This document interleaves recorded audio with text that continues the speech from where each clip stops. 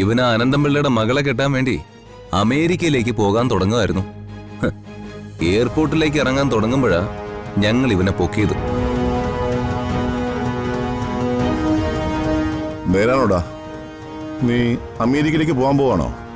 അതെ അതെ വല്യമ്മാവ, എന്നെ വിട്ടേക്ക്. ഞാൻ എവിടെയെങ്കിലും പോയി ജീവിച്ചോട്ടെ. അയ്യോ പാവം രാജു. മോളെ, இந்த பயலு ஒரு அப்பாவிதா. இவனை விடலாமா? சாரு சொல்லுங்க. என்ன நான் சொல்றேன். இவனை വിടുന്നില്ല.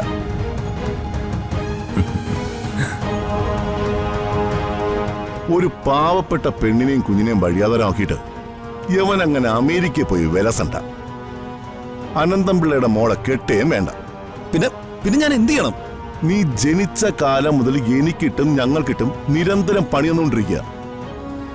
നിന്റെ അമ്മയ്ക്ക് നീ ഇപ്പൊ വലിയൊരു തലവേദനയാ. നീ ഞങ്ങൾക്കിട്ടും നാട്ടുകാർക്കിട്ടും ഒക്കെ ചെയ്ത കുറ്റങ്ങൾക്ക് ഒരു ശിക്ഷ കൂടിയേ തീരൂ.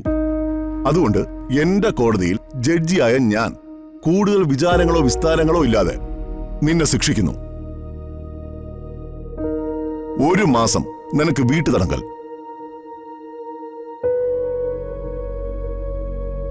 പിന്നെ ഈ വീട്ടുതടങ്കലിൽ ചില വ്യവസ്ഥകളൊക്കെ ഉണ്ട്. എന്ത് വ്യവസ്ഥകൾ? കോടതിയിൽ ചോദ്യം പാടില്ല. ജഡ്ജി പറയുന്ന അനുസരിച്ചാ മതി. വ്യവസ്ഥകൾ: ഫോൺ ഉപയോഗിക്കാൻ പാടില്ല, ലാപ്ടോപ്പിലോ കമ്പ്യൂട്ടറിലോ കയറാൻ പാടില്ല, ടിവിയും കാണാൻ പാടില്ല.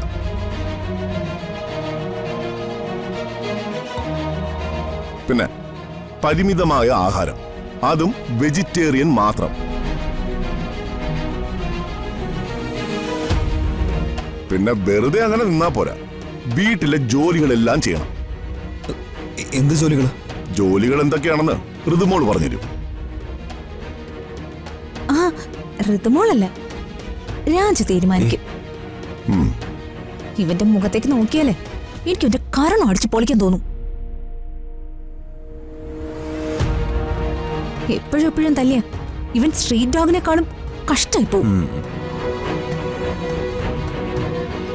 പറഞ്ഞതെല്ലാം അനുസരിച്ച് നിന്നാ നിനക്ക് അമേരിക്കയിലേക്കോ അന്റാർട്ടിക്കയിലേക്കോ എവിടെ വെച്ചാ പോവാ.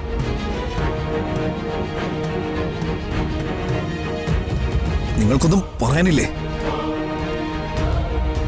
നീ ചെയ്തതിനൊക്കെയുള്ള ശിക്ഷ നീ അനുഭവിക്കണം. പ്രതാപന ഇവിടുത്തെ സുപ്രീം കോടതി. അതിനപ്പുറം വേറെ അപ്പീലൊന്നുമില്ല.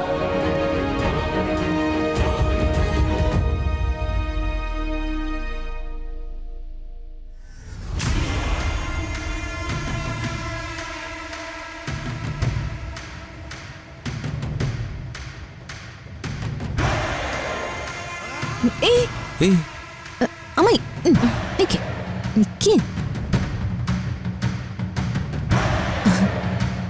ഒരു പണി ഇങ്ങോട്ട് തരുമ്പോ നിങ്ങൾ ആലോചിക്കണം, 9 പണി ഞാൻ തിരിച്ചു തരുമെന്ന്. കേട്ടോ അംബികെ?